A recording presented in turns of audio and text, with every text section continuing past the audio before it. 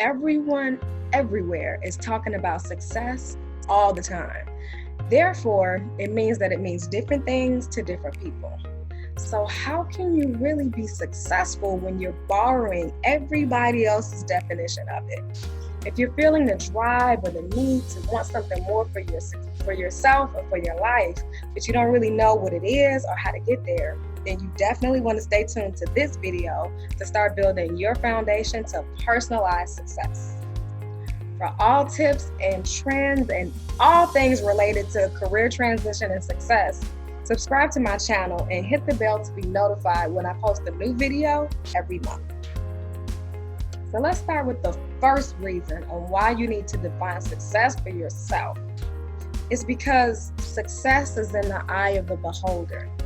If you research, Google, read upon, look in an encyclopedia for the term success, you'll find thousands of definitions. So what does that tell you? It tells you that everybody has a different idea of what that is. There is not one definition. There is no one way for a person to have success. It's not something you can go pick up at the store or add to your cart on your Amazon shopping list. But what you don't know is for that all these different definitions of success, which many of us tend to pick up and adopt and put it in our world or put it on our career or put it on our businesses, you don't know the motivation behind all of these other definitions of success. What if it's coming from a place of greed, a place of selfishness, or a place of jealousy? Can you really afford to build your own successful life on a foundation like that? So be mindful when you see things that other people are doing and they're using the word success, that's not something that you can put on your situation. You want to come from a place of purity. You want to have a strong foundation, and anything that's built on something that's lacking, anything that's not coming from a pure place or coming from a strong, sustainable place is only going to crack in the end. All right, moving on to the second reason of why you need to define success for yourself in order to manifest greatness is because external examples, other people that you follow, that you look at, your neighbors, or even people that you don't even know that are in society somewhere, they don't encompass your experience, your skills, your talents, nor your growth. All of those things are very personal to you, just as their success has been personal to them. So those four elements that I just mentioned, what do they have in common? They are all elements that make up your purpose. Your purpose is for you, just like other people's purpose. And let's be real, we don't really know if they're walking in it, or we don't know if they're just putting on a great facade to make things seem all gravy, and they're not. But you can't borrow from someone else's purpose and wear that for yourself and think that you're gonna get somewhere far. Really, that's being an imposter, that's being an impersonator. And so your potential, your flower, your talents will never grow. They'll be suffocated. Your skills will be suffocated because you're trying to take someone else's life and wear it essentially like a robe, and it'll never fit. Success has roots. Think about a tree. It has roots that grow down into the ground, and then ultimately over time, especially if you think about the mustard seed, it grows into a very large, stable tree. But if you're picking up somebody else's life and purpose, it has no roots. That means that tree will never grow. The wind will blow, and whatever did kind of sprout up will just blow over. You'll never be able to create a foundation based on somebody else's roots. You won't erect any fruit. Nothing will come from that. It'll just shrivel up and die. Instead, you'll be planting seeds of emptiness and watching and waiting for something to sprout that never will. So tell me about you. Comment below and tell me what standardized version of success you've been borrowing from and where you need to write your own story instead. So the third reason why you need to define success for yourself is that the obstacles on the road to success are extremely personalized. Like there's no absolute way that you can borrow somebody else's obstacles in order to be a part of your success journey. So obstacles, although I'm excited about it because there's so much good that comes out of an obstacle. It sounds like an oxymoron, but it's part of the process, and it's a great part of the process. So obstacles on this journey of success serve as a compilation of what we're attracting, the beautifully imperfect world that we live in, and information that we just don't have. It's a case of we don't know what we just don't know until we approach it. So the great thing about approaching an obstacle on your success journey is that they serve as anchors. Good anchors for us to stop and for us to pause and to redirect if needed. For one thing, obstacles give us clarity and direction of what we need to do next. Everybody has an opinion.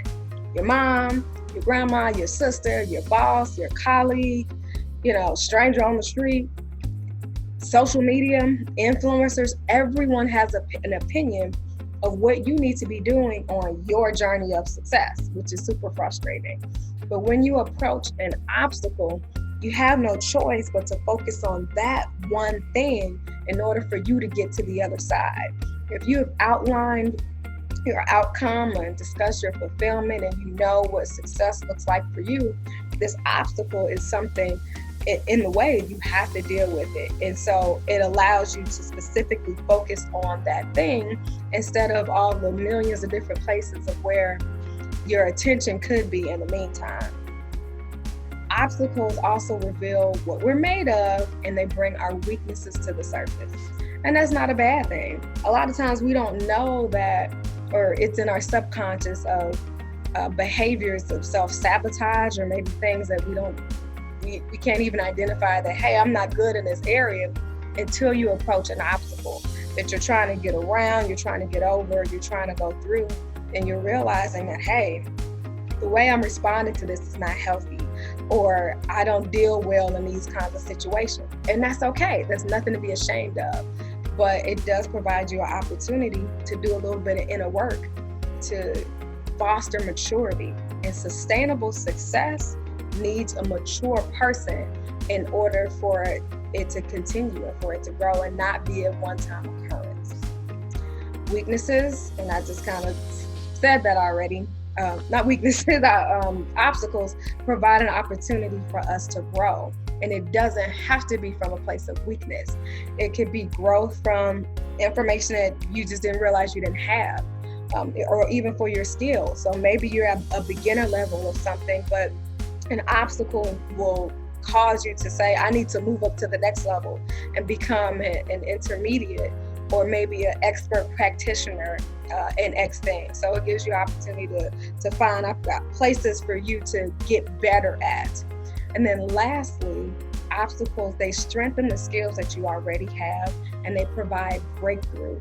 So if you're already performing at a high level within a skill, you can use those skills to deal with that obstacle, and that helps them to get sharper and sharper and strengthen them. But also, if you need to break through something, especially if you are like tight with your goals and achieving success, you'll utilize your skills and everything you have to break through this thing, to break through the ceiling, or to get past something that you've been stewing about for a while. So embrace obstacles, don't avoid them, because they are excellent opportunities on your road to success.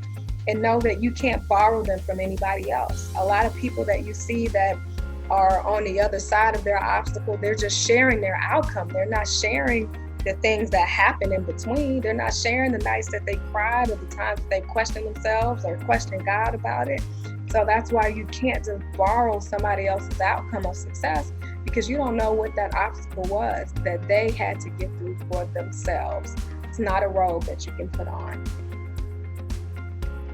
So we've talked about why you need to define success for yourself, but how do you begin to reverse society's standards of what success is in order to manifest your own beautiful success story on a high level of greatness? What does that look like? Well, I want you to consider a couple of things as you're starting to carve this out. For one thing, consider fulfillment. What is that thing that gives you the ultimate sense of accomplishment and peace when you lay your head down at night to go to sleep? Like, it's so overwhelming that it's like a hug when you go to sleep at night. And at the same time, it's that same thing that gives you so much joy and excitement that you can't wait to pop out of bed in the morning. Think about what that is, because that's fulfillment, and that looks different from you in regards to other people.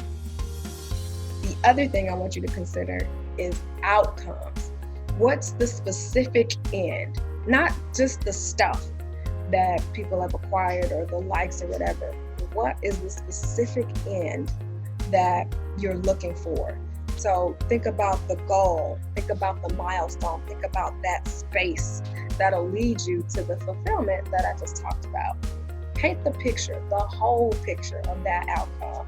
Where do you live? How do you feel? Think about all of your senses, your smells, your sights, your touch, all of those things that bring you to fulfillment. That outcome needs to be solid. And the last thing I want you to consider as you start to reverse these ideas of what success is keep your eyes on your own grass. I cannot say that enough. I say that every day, all day to people, because we are so busy looking over what other people are doing, we're not paying attention to the things that we have. So you can't create your own beautiful yard or your own garden, symbolically, of course, or actually, visibly, when you're staring at your neighbors. And who knows, you might be staring at something that's not even real. In terms of grass, it might be AstroTurf. So you need to pay attention to what's coming up for you, what's coming up in your space and in your environment. So you're paying attention to other people or not being in your own lane. Then the things that you've planted or that you talk to people about or try to grow with, it starts to bloom ugly things, weeds, and you're not even paying attention to it. So ultimately, mind your business when it comes to success. So there you have it. The reasons why you need to define success for yourself in order to manifest greatness. How to make those changes starting right now, today. So I hope you realize that success is not something manufactured. It's not a role of someone else's that you could just put on yourself, but it's your own process that you have to go through. But time is of the essence. So no more procrastinating on your success journey. Take the first step now in manifesting success for yourself by downloading the ebook, The Key Skills to Keep in Your Success Toolbox. You can find the link below in the description. Also, continue to share your success journey with me by joining my Facebook group, From Stagnant Job to Ideal Career. And ultimately, if you like this video, let me know by commenting on it, subscribing to it, and sharing it with your friends who you know are trying to get to the next level. See you in the next video.